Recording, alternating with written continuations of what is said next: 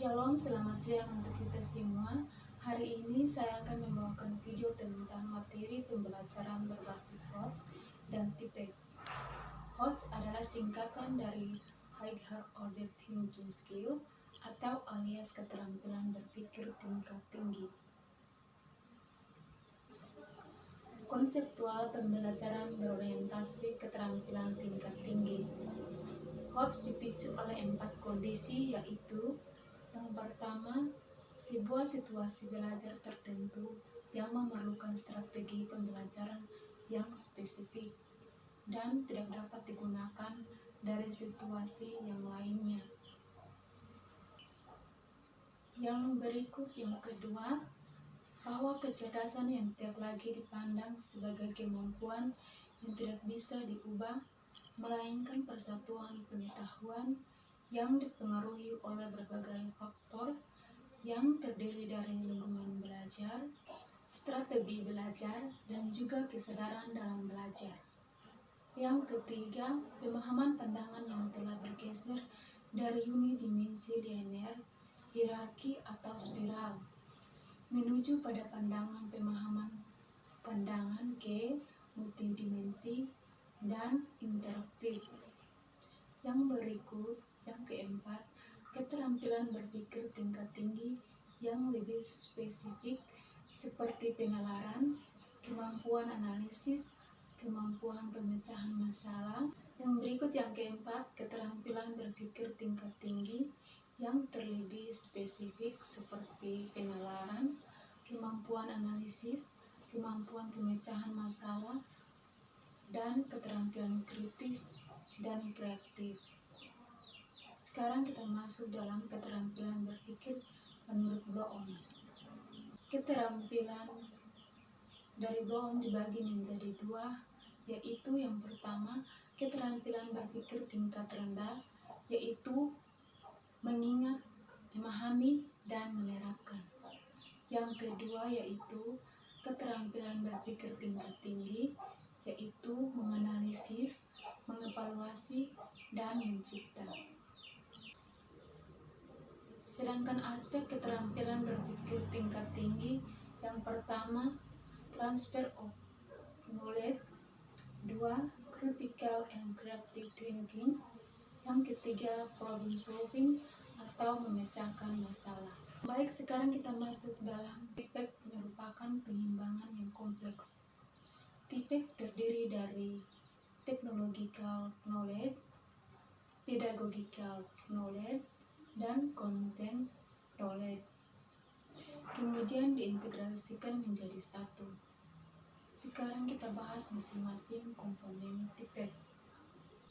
Yang pertama, yaitu content knowledge, merupakan pengetahuan yang dimiliki guru sesuai dengan bidang ajarnya atau keahliannya, atau disebut dengan CK. CK merupakan konteks pelajaran, meliputi fakta, konsep, teori, dan lainnya. Yang berikut, yang kedua, pedagogical knowledge atau PK, merupakan metode atau keterampilan mengajar. PK kedua yaitu pedagogical knowledge atau PK, merupakan metode atau keterampilan mengajar. PK meliputi perencanaan, penerapan, dan asas metode pembelajaran. Pengelolaan kelas, manajer waktu, menyediakan media, dan memotivasi belajar siswa. Berikut yang ketiga, pedagogical content knowledge atau PCK, merupakan merujuk pada integrasi konten dan pedagogical knowledge. Guru mengombinasikan apa yang diajarkan dan bagaimana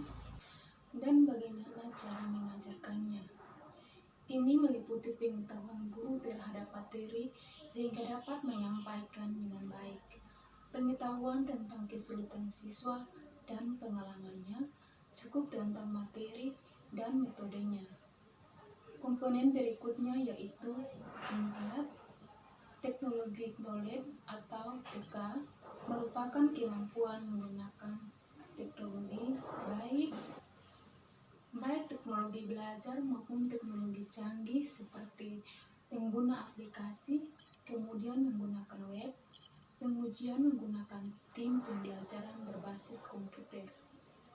Komponen berikutnya adalah teknologi kalkun. Baik, untuk memahami materi pembelajaran, komponen selanjutnya teknologikal pedagogikal knowledge atau TPK adalah pengetahuan tentang bagaimana teknologi terintegrasi dalam pembelajaran. Guru harus dapat memiliki teknologi membuat pembelajaran yang menarik seperti contoh adalah media sosial yang dapat membagi bagaimana pengalaman dalam menggunakan teknologi. Kemudian ditegaskan menjadi TPK. TPK dapat didefinisikan sebagai pengetahuan yang dimiliki guru untuk mentransformasikan suatu alat sebagai strategi pedagogik dan mewakili suatu konten tertentu. Selain itu juga, bagaimana teknologi dapat dimasukkan dalam PCK, baik konten pedagogik dan teknologi yang diintegrasikan sangat tergantung pada konteks. Untuk konteks ini merupakan kepribadian dan sosial. Kepribadian menunjukkan pada kepercayaan diri dalam menerapkan TPK dan juga sikap-sikap lainnya. Dan sosial menunjukkan pada kemitraan dengan stakeholder. Konteks sangat penting karena menentukan keberhasilan pelaksanaan TPK. Oleh karena itu, kita masukkan kepribadian sosial dalam struktur TPK menjadi TPK SP. SP menunjukkan sosial dan kepribadian. Terima kasih.